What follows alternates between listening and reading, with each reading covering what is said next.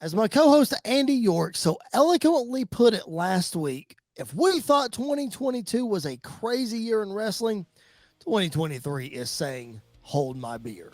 And that statement rings even more true this week than it did last week.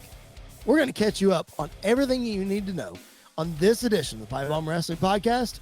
The bomb drops now. What's up, all of you friendly, nice, amazing people? Oh, hi, everyone. We love you so much. You guys are the best. It's TSF. Was it a real? 100 Not. Oh, my God. And you're listening to the Pipe Bomb Wrestling Podcast, baby.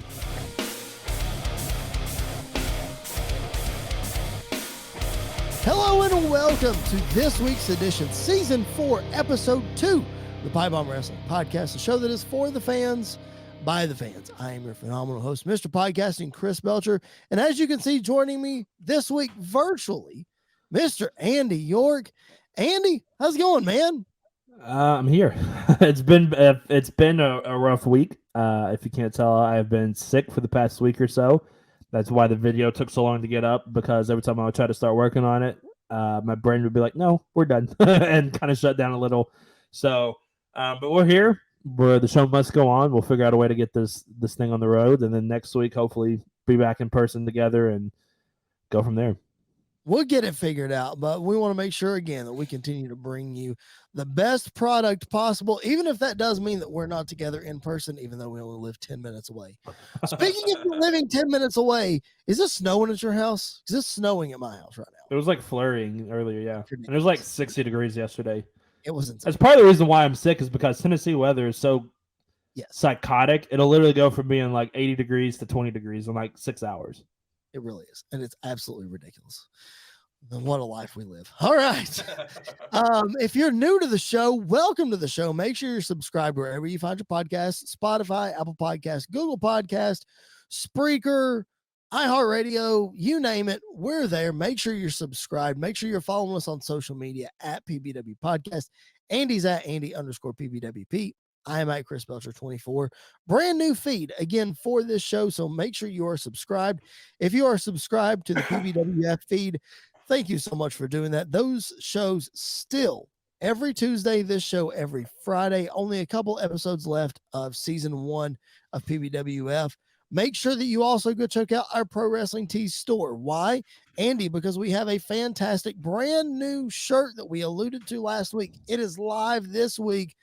PBWF, the two show logos, a nice little matchup. That's what you see in the feed. That's the logo of the show. It's up. I love it. I think it turned out great. It looks awesome. I think it looks really, really cool. I'm excited for it.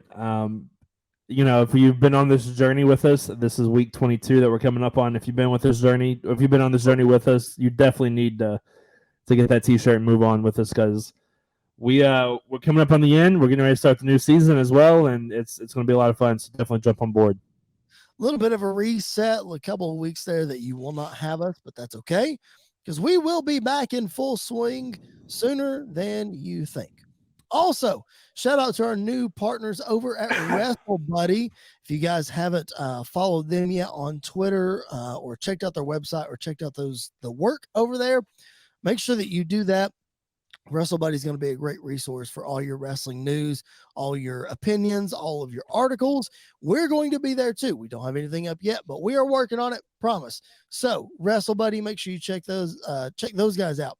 Thank you so much for doing that. Again, subscribe wherever you find your podcast and follow us on social media. Now, I said in the intro, Andy, 2023 is basically saying, hold my beer. You said it last week, and it absolutely was true last week. I didn't think it could be any more true, but here we are, because how quickly things turned just a week ago, man. We thought we were in uncharted territory before, but man, we are just we're on another planet at this point. Honestly, I never thought we would be at this point that we're at. Like, I think we both thought at some point we would be in a WWE without Vince McMahon because of age and everything else. I never thought we would be at this point where we're getting ready to talk about. And it seems like with this whole Vince thing for the last year, It seems like we'll go like 2 months with just crazy, crazy, crazy. 6 months with nothing, and then all of a sudden we start breaking stuff loose again. It's like it's on again, off again, on again, off again, and right now it is on, and it is crazy. It is hot and heavy, as we like to say. Wild. Andy and I had a very big discussion last week. If you guys checked out the episode, which if you haven't, please go and do that. Episode 1 of season 4. Make sure you check that out. But we had a big discussion last week about facts and opinions and how we feel about those things and how we are going to present those things on this show. So we are going to continue in that. Of course, we're talking about Vince's return and the potential sale of the WWE. What's facts, what's opinions, what's been reported, yada, yada, yada, all those things. So before we go any further, I am going to lay out the facts, what we know is 100% true. And Andy, if there's something that I'll leave out, please make sure you let me know. We are reporting facts. And then I am going to stop and I am going to read what has been reported. So reported is speculation. It could be opinions.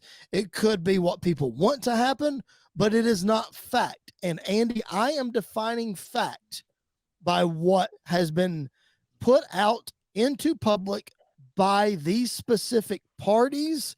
So that's a McMahon, that's a Triple H, that's a WWE, that's a whomever is putting out the facts. Basically, firsthand sources straight from the horse's mouth. Yeah, that's a fact. Everything else is a report until WWE says otherwise, because that's the subject we're talking about. So here we go. These are the facts that we know right now.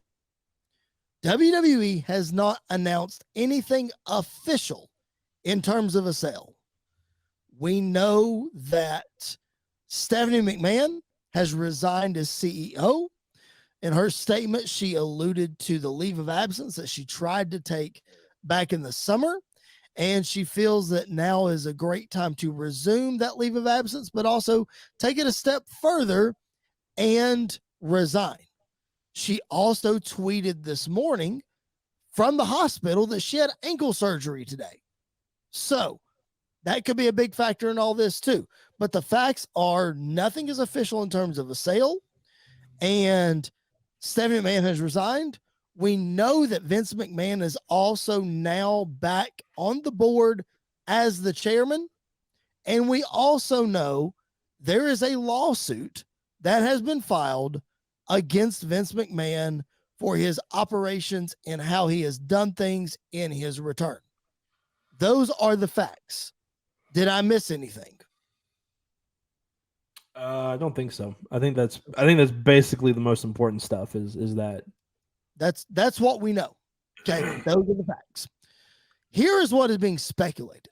Now, I didn't mention this at the top of the show. Our video version of our show is also available at the bodyslam.net YouTube channel. So make sure you go check it out if you want to see our smiling faces.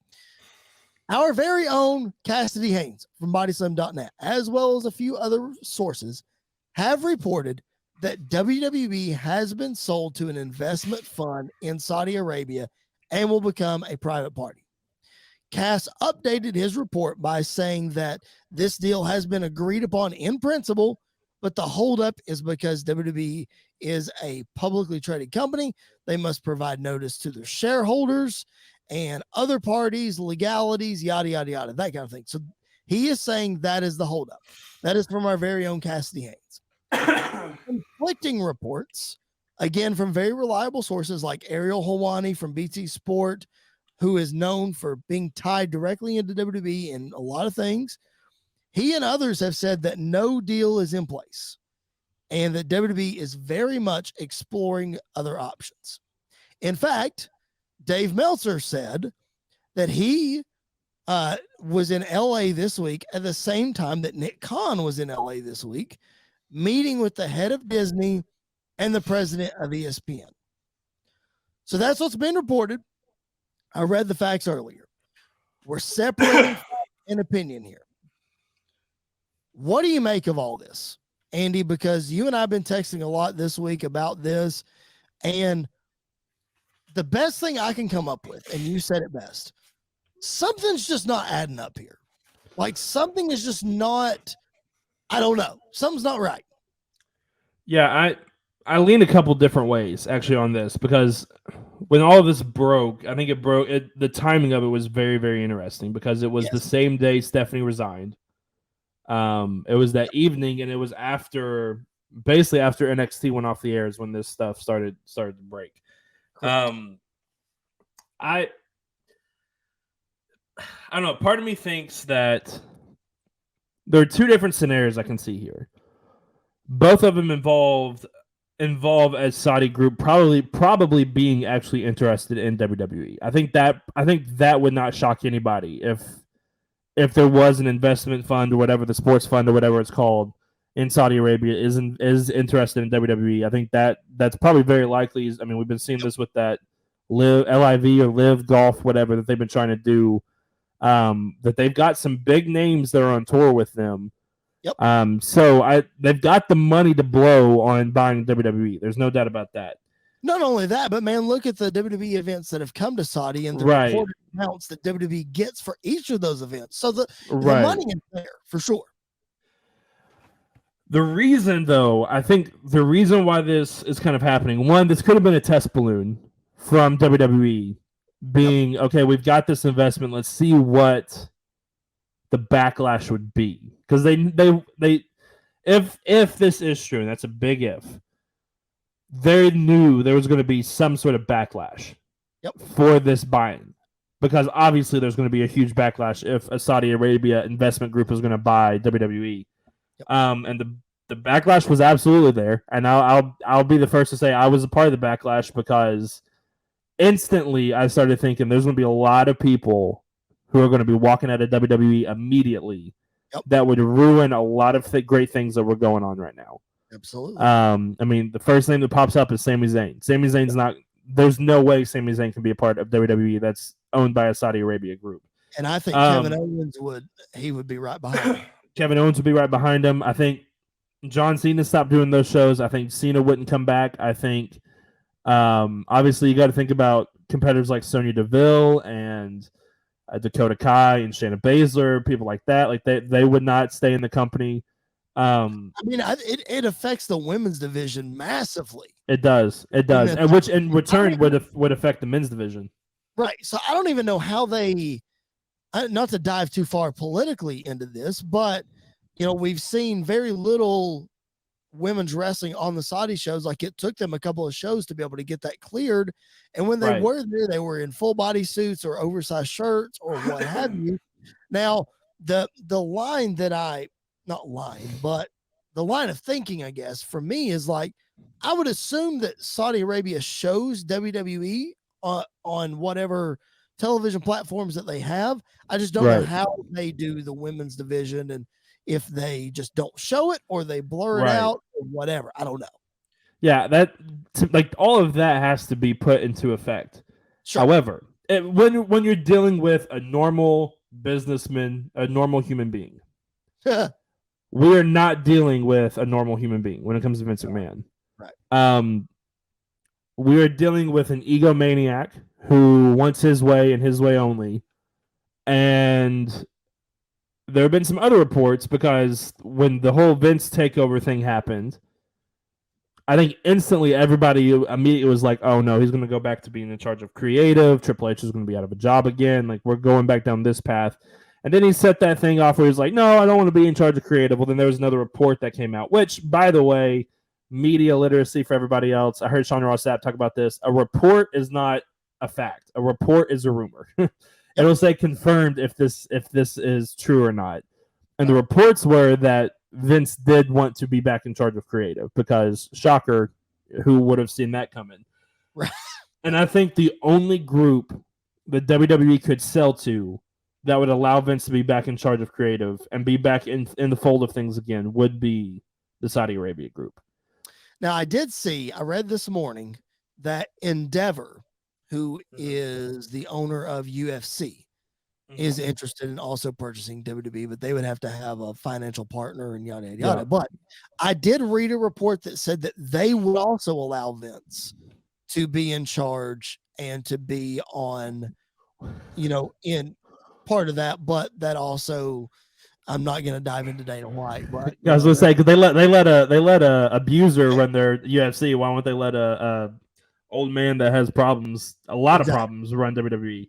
So again, not going to dive into that, but why? Yeah, exactly. Makes all sense.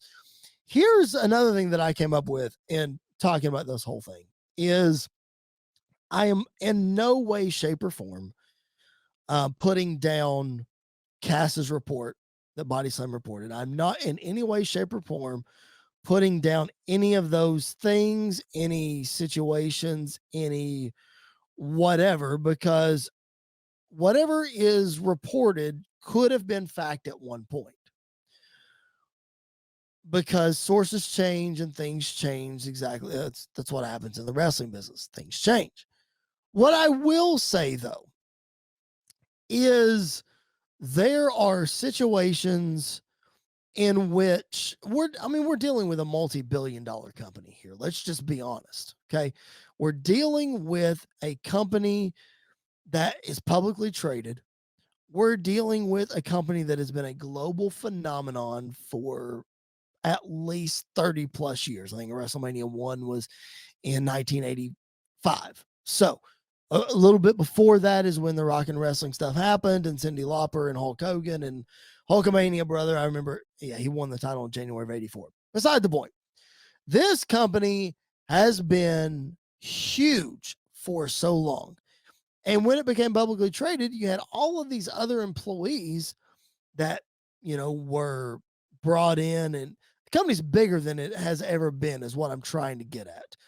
So my point in all of this is you could speak to somebody that is close to the organization or that works for the company or whatever.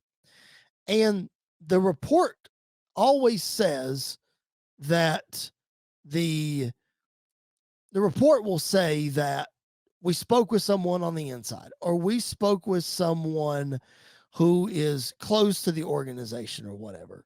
Well, Andy, the point that I'm trying to make here is that WWE is a multi-billion-dollar corporation. And just because you spoke with somebody on the inside about a sale doesn't mean they have all the information, because guess what? Johnny, who's an administrative assistant to whoever, you could talk to him all day long, but I guarantee you he's not going to know the ins and outs of, we sold today or whatever. Like, WWE is keeping all that to the vest, no matter who you speak with that might be, quote, working for the company or close to the company. They're not going to know the ins and outs of all that.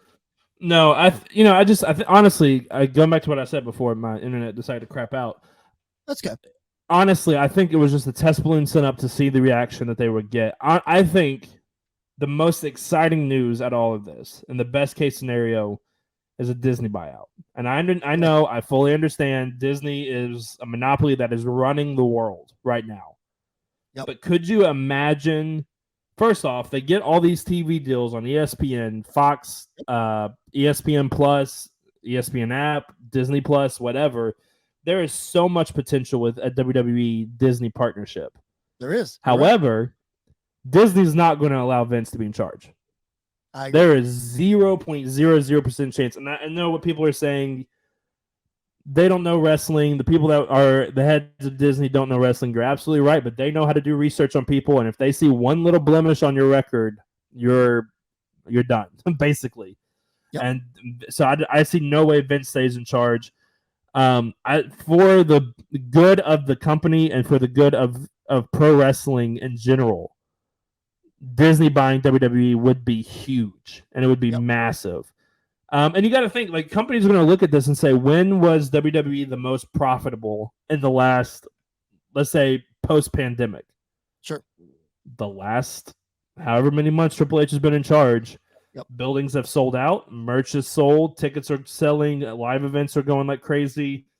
Viewership is up. I think SmackDown, like the SmackDown that Cena wrestled, almost hit 3 million viewers. Yeah, it almost did. Yeah, it was the highest rated SmackDown, I think, since it's been on Fox. Except for the very first one. Right. Raw had like 1.4 million viewers, which, like, that's not a lot.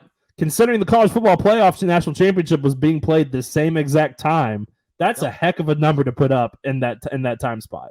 Yep. So I think I think they see that and they realize, okay, a Triple H run WWE is more profitable and is doing better than when Vince is in charge. And I think that's the whole point. Is I don't think Vince cares about getting the best for WWE. I think Vince cares about what's best for Vince McMahon, and that could be selling to a Saudi group. Good. Well, two things here. I read a report, I think it came out last night, that said that Triple H and Stephanie are opposed to the company being sold. So that, I mean, that could have something to do with it. I don't know. But I think you're right. I think the best case scenario for WWE is that they go to Disney/ESPN, which will allow them to be put on ABC television also. Yep. I think that is a big factor that we need to think about, is except for when WWE briefly went to Spike TV, and that was in the early 2000s. They were on Spike TV. Is that right? Early 2000s? Yeah, I think so. They were on Spike TV. Other than that few short year or two, they have been on cable network television for every other show. So Fox, USA, even when SmackDown premiered on UPN, technically that is a cable show. So what that means is basic cable. If you just plug in bunny ears to your television and you put out signal, you're going to get the WWE, because that's the channels that they're on. So ESPN is not part of that. So I think there's going to be, I think that has something to do with it. I think they can work something out. ABC is a huge conglomerate that they would have to do a lot of workarounds to get WWE to get Raw and SmackDown on. They could do it, but well, I don't know if they could do Raw. I mean, they could, but they this year they started doing dual cast of Monday Night Football, where they started doing Raw, or they started doing Monday Night Football on ABC and ESPN. Yeah, but it could be one of those where they do. Away, I think. Yeah, they may do Monday Night Football on ESPN, ESPN2, Monday Night Raw on ABC. They could even do Raw on ESPN2, right? If they wanted to. They own throw WWE on anything. You could throw main event at 3:00 in the morning on Saturday morning on ESPN2 if you really wanted to. So absolutely you could. You have all of those platforms. Sorry, guys. Andy, Disney makes the most sense. Yes, Disney does make the most sense. I think NBC also makes a lot of sense where they're at right now, with the USA and all that kind of stuff, because they've already established everything on Peacock and all that kind of stuff. So I think that makes a lot of sense if they are to go that direction. But if not, I think it's fine. Here's another humongous caveat to throw into this, Andy. Reports came out, very reliable reports, shall we say. Reliable as in Wall Street Journal type reports. Came out yesterday that one Tony Khan is throwing his name into the hat of buying WWE. There is, before you just even finish, there is 0.00000% chance they sell to him. Again, I would say you are correct if we were talking about a normal human being businessman. But as we're talking about with Saudi, Vince McMahon sees dollar signs. He does. And if Vince McMahon saw enough, and the Khan family is one that could pull the resources together to get those dollar signs way up. I'm just saying, I think there's a very slim chance that this happens. Yeah. But if it does, I think Tony could agree to run AEW and WWE as technically as separate entities, and that would suffice for Vince, shall we say, because Vince knows what it means to sell to the competition. Yeah. And if he truly just wants to make the buck and be able to make his lasting impression and ride off into the sunset with all kinds of money, I mean, Tony Khan's throwing his name into the hat. Let's see what happens. Yeah, I think Vince is too prideful to sell to Competition. like legit competition. I agree. I don't think there's any way. Plus, going back to what we've been saying, there's no way Tony Khan will let Vince run WWE. No, he won't. There's no way. But So I bet he would let Triple H run it. Oh, absolutely. Yeah, there's no doubt he would let Triple H run it. I don't see that happening at all. And I don't think that would be good for the industry as a whole. To have one, I mean, we saw what happened when one egotistical man had all control of the territories and wrestling, and it did not end very, very well for a lot of different reasons. Right. I think if we go right back to that same mold, while yes, Tony Khan is a little bit more in with the people right now, that doesn't mean he's always going to be in with the people. That's why you want different people having control, because you get different things. So, yeah, I as an AEW fan, I hope that never happens. Oh, I hope it never happens either. As even a non-AEW fan, I'm not saying that Tony is not capable of doing it or whatever. I just, like you said, there are too many things that could and probably will go wrong with that situation. Tony is still very green in running a wrestling territory, no matter how successful that they seem to be or whatever. They just pulled in a huge gate for this show at the Forum in Los Angeles, which we'll talk about in just a few minutes. So they're doing some good things, but I would not want him in charge of both companies and all that talent and all that kind of stuff, regardless of what happens. It seems like, let's recap here. It seems like that we are on a fast track for WWE to be sold to somebody. We don't know who, don't know what. I think our boys at Body Slam are still sticking to their guns that the Saudi deal has been agreed to in principle. I'm not saying that we are confirming or denying that as part of the Body Slam family. We are just reporting what has been reported and what is facts. Okay. So that's where we're at. Regardless of any of that, again, we're on a fast track for somebody to buy WWE. But I honestly think, Andy, not to dive too far into this, but I think regardless of who it is, what it is, the timeline, I think, is now getting pushed back even further because of this lawsuit against Vince. Because I really don't think that WWE legally could sign off and sell the company with this person in charge that is being sued for, quote, wielding his power around in terms of a sale. So like the sale is the point of the attempt to sell is the point of the lawsuit. So I think it's going to hold it up. Yeah, I think so too. And there's a lot of, what's the word I'm looking for? There's a lot of uneasiness about how Vince got back into charge and how Vince got back into power. And I think this lawsuit definitely plays into that fact.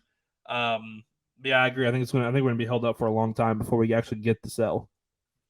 Yep. I mean, because we know how lawsuits are, especially of this magnitude. Who knows how long that it's actually going to, go on and, whatever. So that's where we're at. I'm sure this will be a huge topic of conversation for us in many shows to come.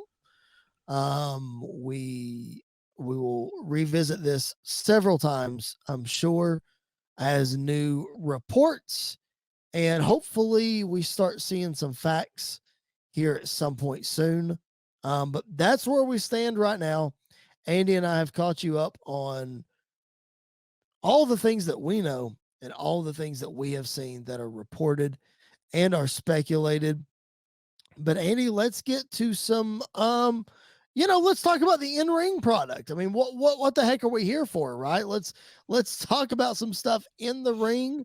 One report that came out this week that really got overshadowed before we get to breaking down SmackDown and Raw is that people are saying they're confirming that Chelsea Green has signed on the dotted line and that she's back and that in WWE and she's just waiting on creative. We speculated about that last week. It seems like all systems are a go for the hot mess to come back. Yeah, it wouldn't shock me. I think she's absolutely on her way back. Probably going to show up at the Rumble. Yep. Is my guess, and then probably either going back to NXT or whoever she's going to help in the main roster as they come up from NXT, which is very, very soon. I think she's a clear fit to be the new leader of Toxic Attraction if they want that to happen.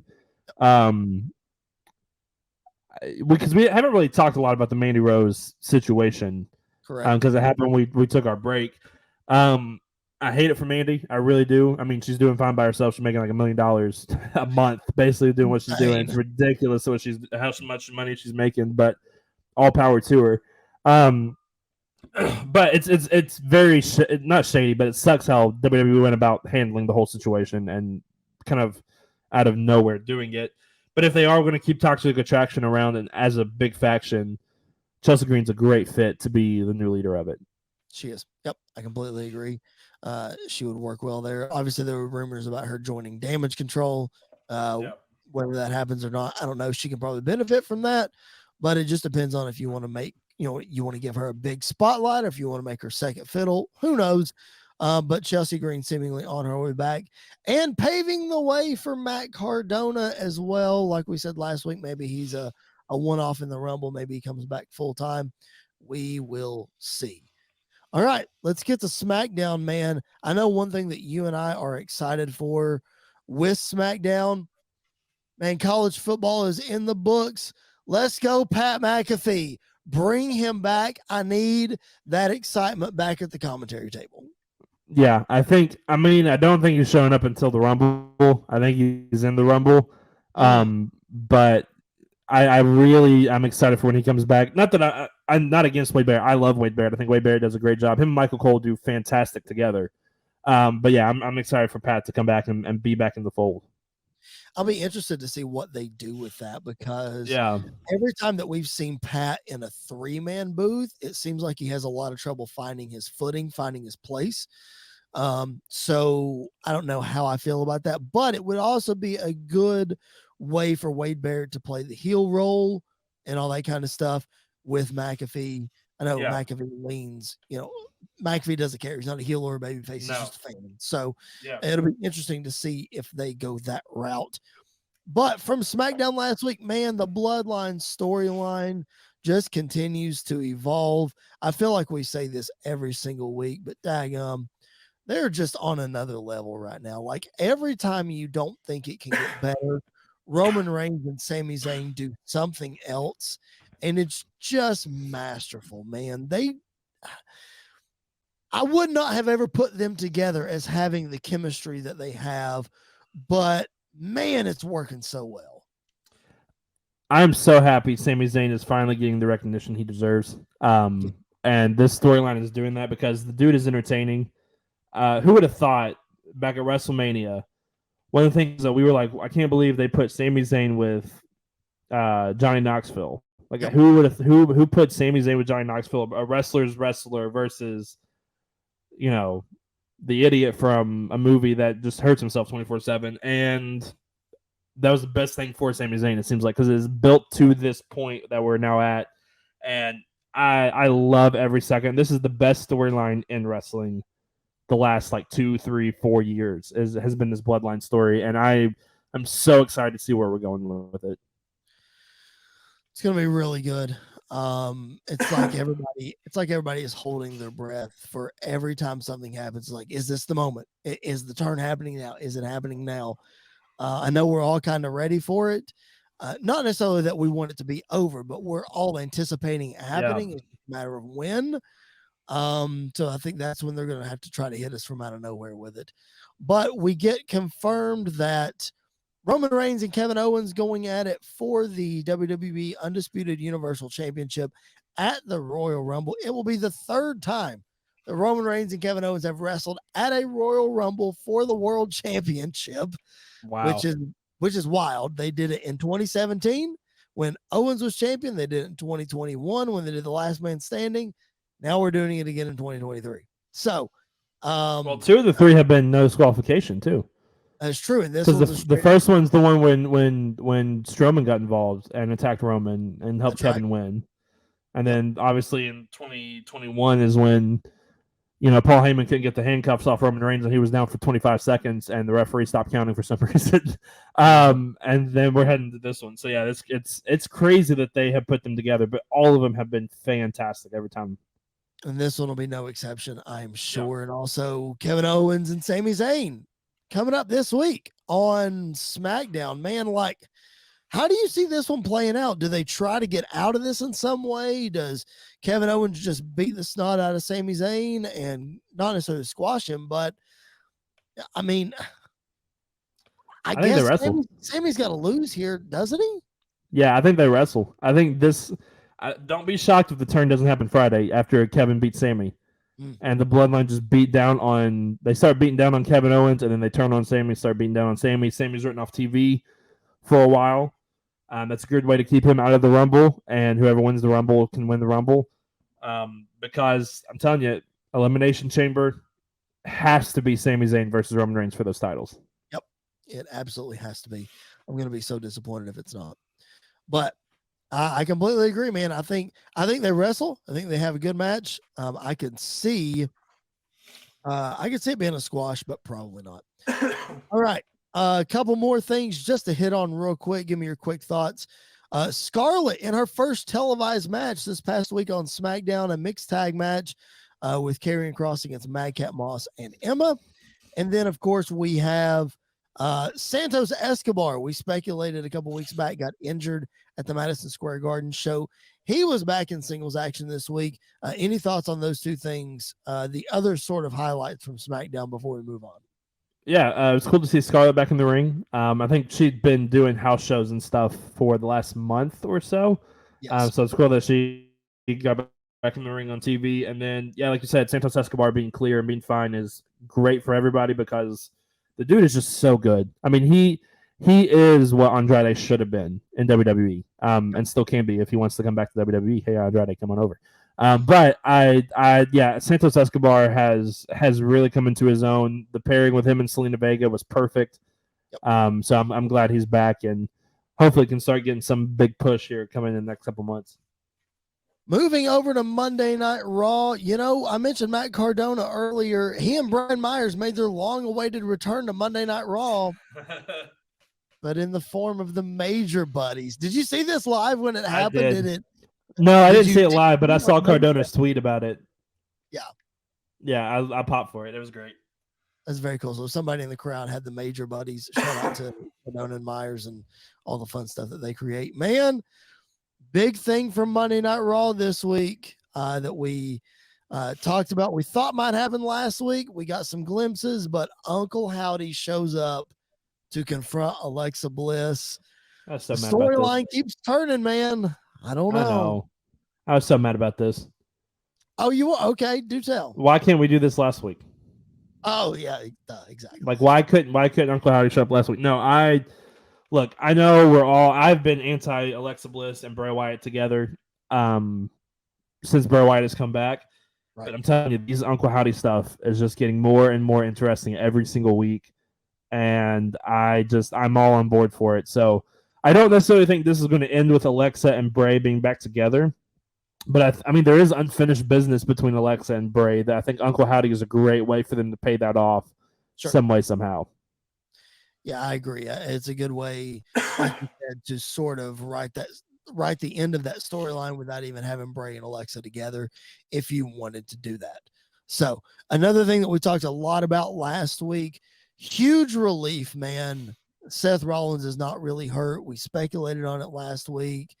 And he came out on Raw this week and he said he is a little banged up, but it's not a serious injury. He's not really going to miss any time.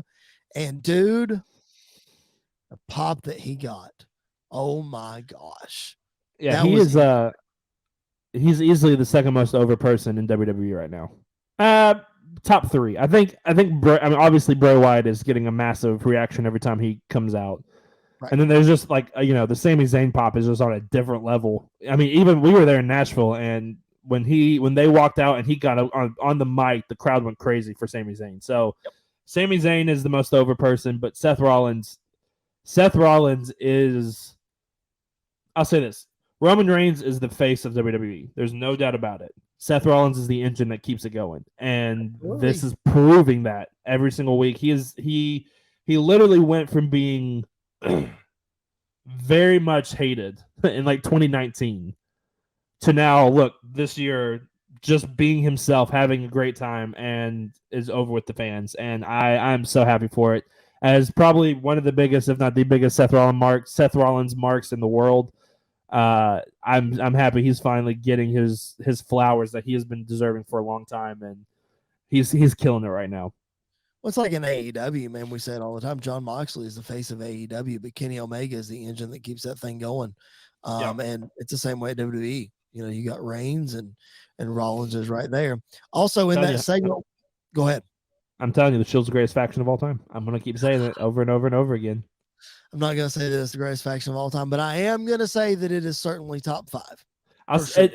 It might be the most, not the most necessarily the most influential. I think the most influential faction of all time has to be the NWO. The NWO has literally taken over everything. But from a wrestling perspective, building 3 of the literal top stars of the world of professional wrestling, the Shield has done a great job. If you're talking about building, then yes. Yeah. If you're talking about just from a star power standpoint, I think DX has to be right up there. But again, it's another debate for another time. During that segment, we saw Bobby Lashley return, which was interesting, and then we saw the confrontation. Babyface too. Seemingly a babyface. We saw the interaction backstage with the MVP about the Hurt Business. We'll see how that turns out. I know we speculated on that last week. A big point to get to before we move on to AEW, the Judgment Day, winning a tag team turmoil match to get a shot, get this, at the Raw Tag Team Championship, not at the Tag Team Championship, not at the Undisputed Tag Team Championship, against the Raw Tag Team Champions, the Usos. Andy, that is huge. That's a huge detail that it was not a mistake. They said it over and over, and they put it on a graphic. Yeah, I think it's obviously done intentional. And I think there are one or two ways that this could go. I think after the Sami Kevin Owens match on SmackDown, then the next, like on Raw, if Sami Zayn is not beat, if he's kicked out of the bloodline but not beat up, he could cost them that match, and then we head into Elimination Chamber. Or Kevin Owens could do it. I was going to say they could turn on him on Raw because he costed them the match unintentionally. That's true. But that would require Roman showing up on Raw. Yeah, there's no way they're turning on him without Roman. Like, Roman's got to be the first one to hit the first shot. But it is the 30th anniversary show of Raw, so that could be a Raw where Roman would show up. Have they been building that up at all, though? Sort of. Not really. I don't know. Or is it the following week? Hang on, let me check here. But I will say, no matter when they turn on Sami, Roman's got to be heavily involved in that, and probably be either the first one to lay the punch or nods at Jey Uso to be like, kill him, like do what you've been wanting to do now from the beginning, go kill him. So I think that's absolutely where we're headed. So it is Monday, January 23rd. So it is not this coming week. It's the following Monday. Okay, got it. All right. But yeah, man, it's really interesting that this is going to be like the first real wrinkle of the whole thing, because, you know, that's I guess the first crack in the armor that some titles are being gone. You know, not saying the bloodline is splitting up, but it's headed towards the direction of splitting up Roman's titles as well, since they're specifically saying Raw Tag Team Championship match. Which is crazy to me, because I thought we would have had some point where Solo has the IC title with him. Right. And we have literally like all the faction hold the gold, or like Sami has the US, Solo has the IC, like something like that. But we haven't got to that point yet. But yeah, I think we are starting to see. I think we're going to start to see the wrinkles kind of happening. Wouldn't be shocked if the Judgment Day win. Also, wouldn't be shocked if the Usos just retained. And this is like, haha, you thought we were going to do it, but no, we're not. Here's the Usos still with the titles. Absolutely. I know. I completely agree with that. Actually, I see that actually happening more than I Probably, yeah. don't see it happening. You know, I think the Usos still come out victorious, but we'll have to wait and see.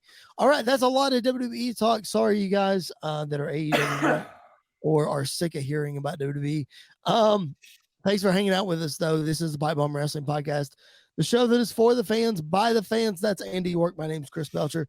Follow us on social media at PBW Podcast.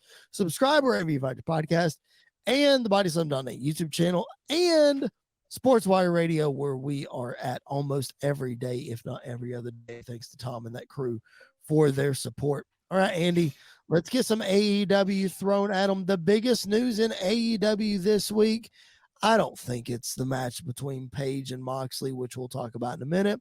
I don't think it's match number 7 of the best of 7 series, which, again, we'll talk about in a minute. No. Adam Cole is back, baby. Wow. We just talked about Seth Rollins' pop. Are you kidding me? Oh, man. Dude. Oh, my gosh. And like what's crazy is because Sean Sapp gets a rundown for Raw, SmackDown. He also gets it for Dynamite. And on this segment, literally was just TBA, like to be announced. So like nobody knew, like Excalibur didn't know. Like it seemed like nobody knew except Tony Schiavone. Yeah. So like the music hit, the genuine pop, and the genuine reaction from Taz and Excalibur and from the crowd, absolutely perfectly done. And I would guess, if I'm being honest, that Tony Schiavone did not know until the commercial break before. Probably, and that's why. And then I love Schiavone saying, "It brings me no pleasure to introduce my guest." And when he said that, I was like, "Oh, it's MJF! Like here comes MJF because he hates MJF." Right. And then when that music dropped, as sick as I was, I popped. I was like, "Oh, Adam Cole is back, baby! I'm so happy he's back."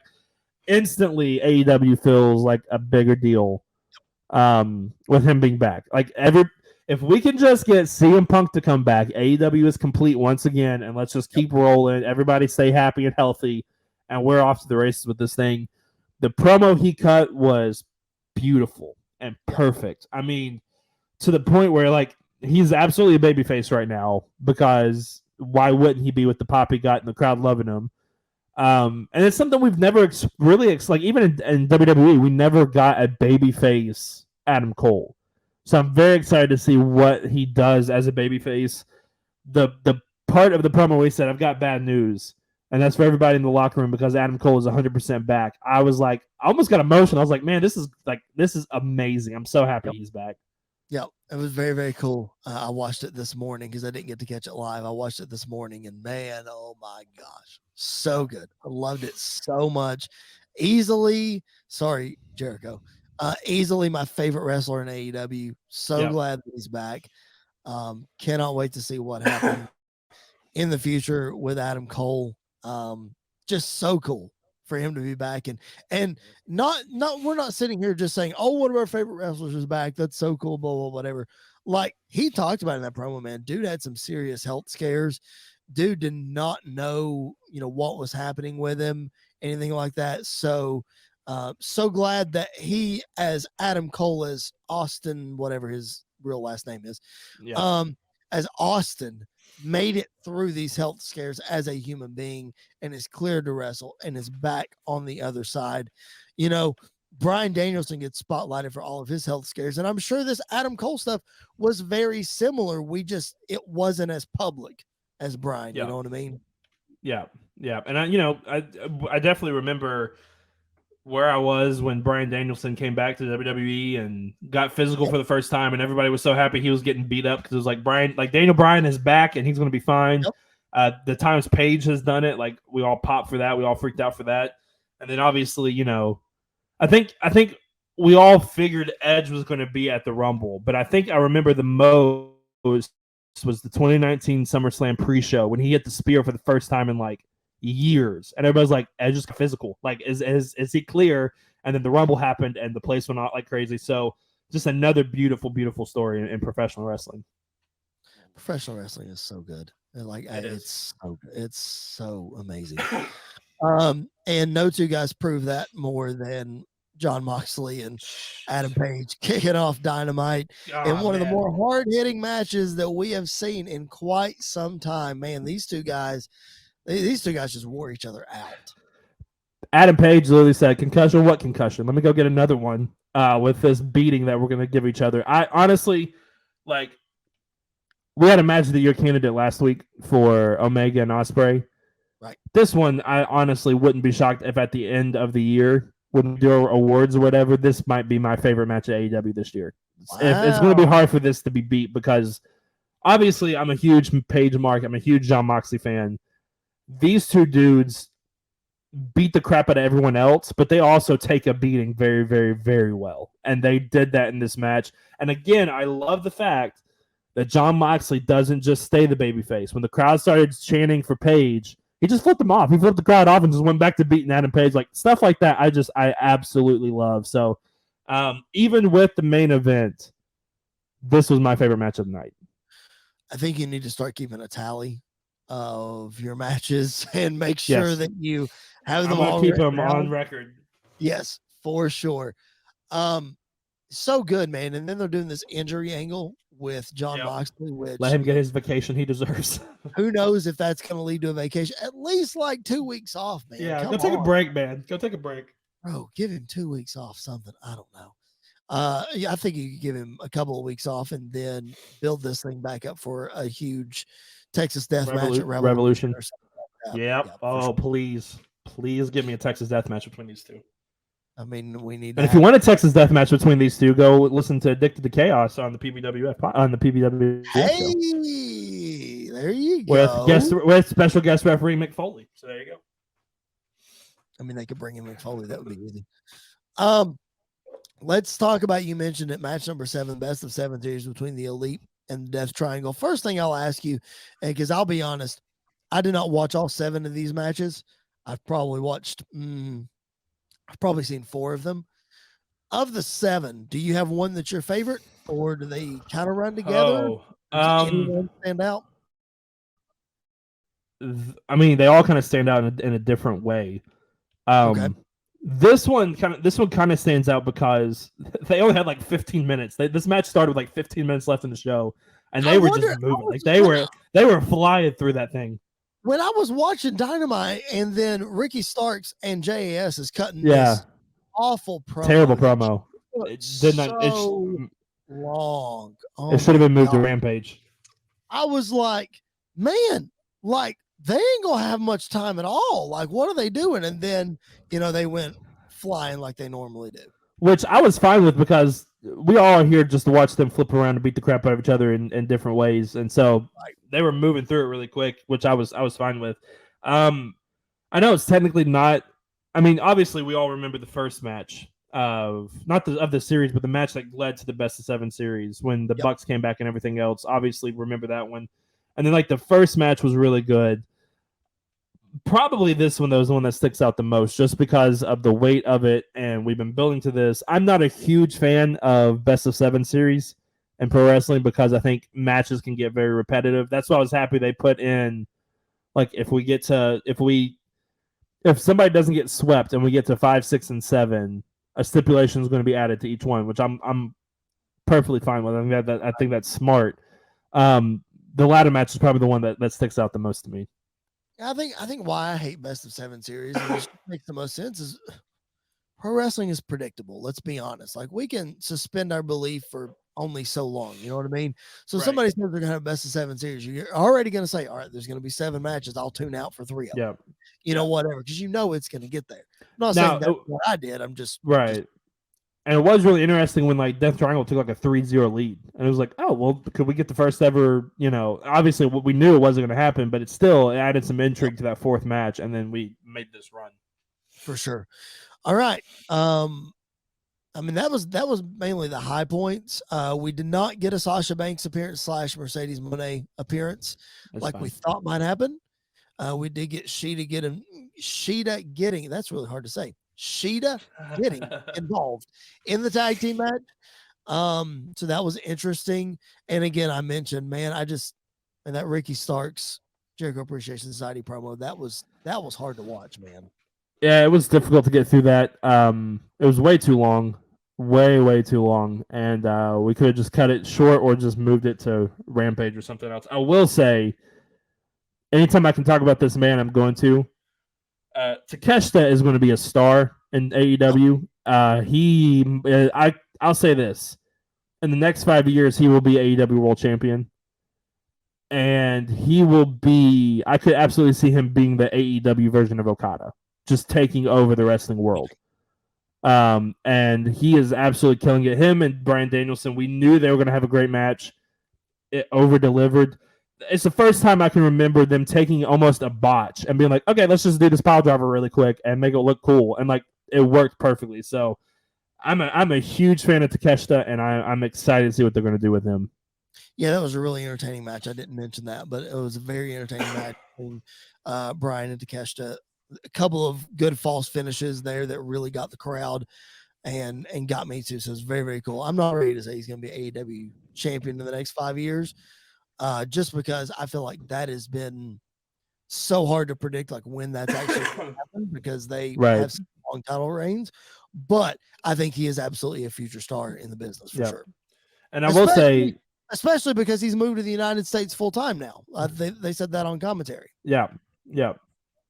So I think he's been doing like PWG shows and a bunch of other stuff, which is really cool. I will also say MJF running down Freddie Prinze Jr. and what's his name?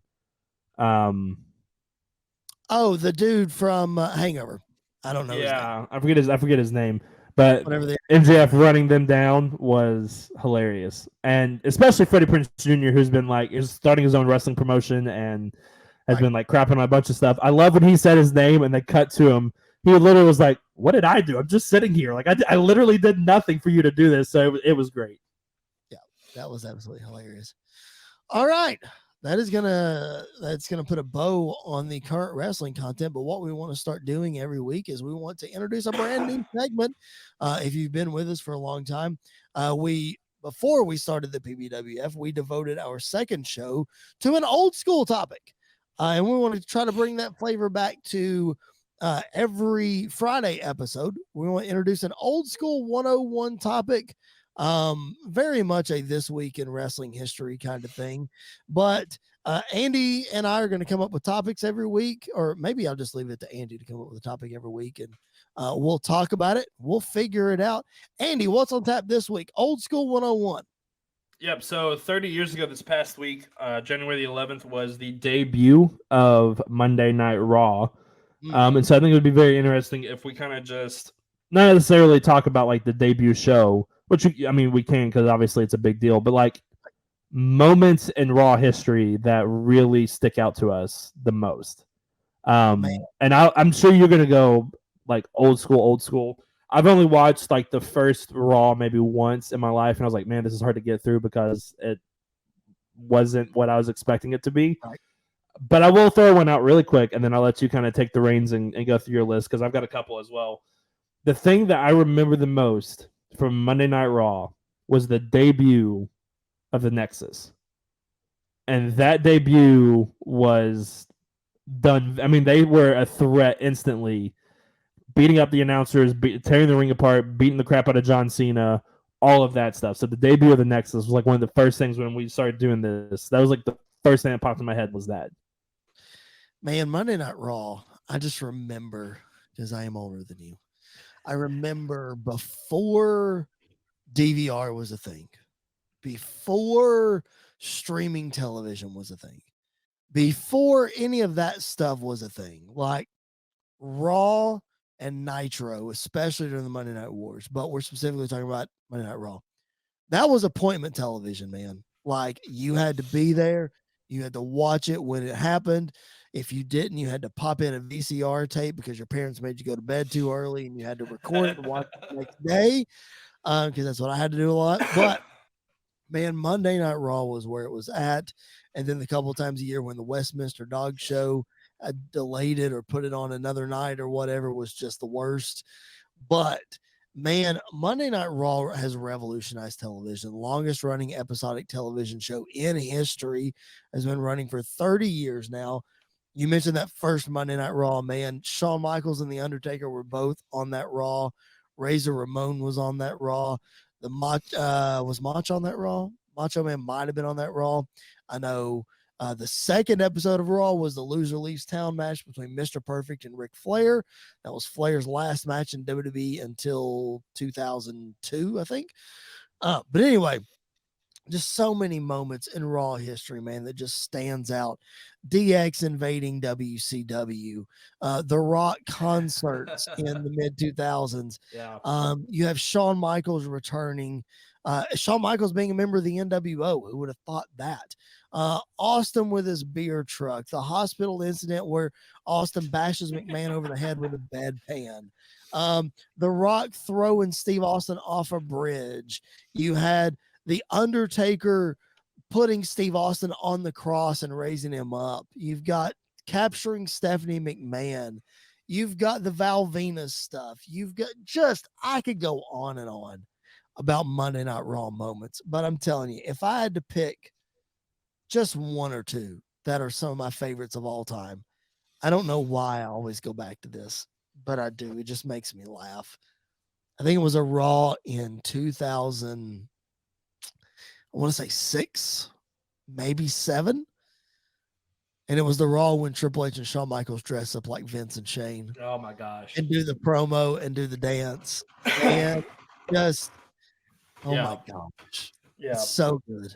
It's so good. And speaking of those two, if I could recommend anybody that's listening to this show and is not a fan of old school wrestling, I'm going to give you 1, 2, 3 Monday Night Raw matches that you need to go back and watch. And if you haven't watched these in a while, you need to go back and watch them.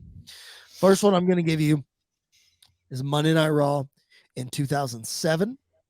And I think it's in April. It's from London, England. And there's a 45-minute main event between Shawn Michaels and John Cena. It's one of the best Raw matches that have ever happened, bar none, case closed. Go back and watch that match. Second one I'm going to give you is from 2003. It is the very last Monday Night Raw of 2003. So like December 27th, 28th, something like that. It's a world title match between Shawn Michaels and Triple H. Again, an incredible match. Peek behind the curtain. They called that match totally on the fly. So keep that in mind as you're watching the match. Very last Raw of 2003. Go watch it. And then the third match I'm going to give you is, I think, from 1994. Probably. Yeah. It is a main event, or sorry, not a main event match. It is the first match of Monday Night Raw. I don't remember the date, so you just have to Google the participants. It is Bret the Hitman Hart versus the 1-2-3 Kid for the WWF Championship. If y'all have never watched that match, go out of your way to do it. It is such an underrated Bret Hart match. Just go out of your way to do it. But Andy, that is Monday Night Raw, man. What an impact it's had. Yeah, I mean, my first memory of wrestling, like other than like watching it as like little kid, but like my first exposure to wrestling was a Monday Night Raw, and it was when they did the close, like they did the swinging doors and they came out from the side. It seemed like, yeah. And it was Jericho versus John Cena and The Undertaker. And versus DX. My first recollect, like my first memory is watching The Undertaker's entrance. I was like, I don't know what this is. This is the stupidest thing I've ever seen. And I'm going to watch every second of it now because I want to see what happens. And from that moment on is like when I started watching wrestling. So yeah, Monday Night Raw definitely has its place in history. It's special. Obviously, there have been a lot of really fun, great moments. There have been some bad moments. There have been some memorable moments, but can't believe it's been 30 years of Monday Night Raw already. It's insane. It really is. So check your Peacock network for, I'm sure, a best of or something like that that's going to be coming in the next week or so, because that 30th anniversary episode is next Monday. So not this coming Monday, but the following Monday. So make sure you check that out. All right, Andy, anything else to add, man, before we sign off on this episode? I don't think so. Just, Please don't break any more this week, wrestling. Please just stay as normal as you can because I can't take any more of it. So let's just stay normal. If it does, we'll keep everything right here on the Bite Bomb Wrestling Yep. Podcast. Make sure you follow us at PBW Podcast on Facebook, Twitter, and Instagram. Andy is at Andy_PBWP. I am at Chris Belcher 24. Follow us on those social media channels. Give us some feedback. Let us know what you like and what you don't. Subscribe wherever you find your podcast and on the Body Slam .net YouTube channel. And please support Sports Wire Radio, your one-stop shop for everything sports, wrestling, all that kind of stuff. Make sure you support those guys. They are great partners of ours. And also support our friends over at WrestleBuddy. Make sure you're tuned into what they're doing. You will see some work from Andy and I sooner rather than later, I'm sure. All right. Make sure you're subscribed wherever you find your podcast. Make sure you're checking out PBWF. Week 22 is coming up on Tuesday, so check that out. Very exciting stuff as we are coming down to the end of season 1. All right. For Mr. Andy York, my name is Chris Belcher. That's going to do it for this edition of the Bite Bomb Wrestling Podcast. We will catch you guys down the road.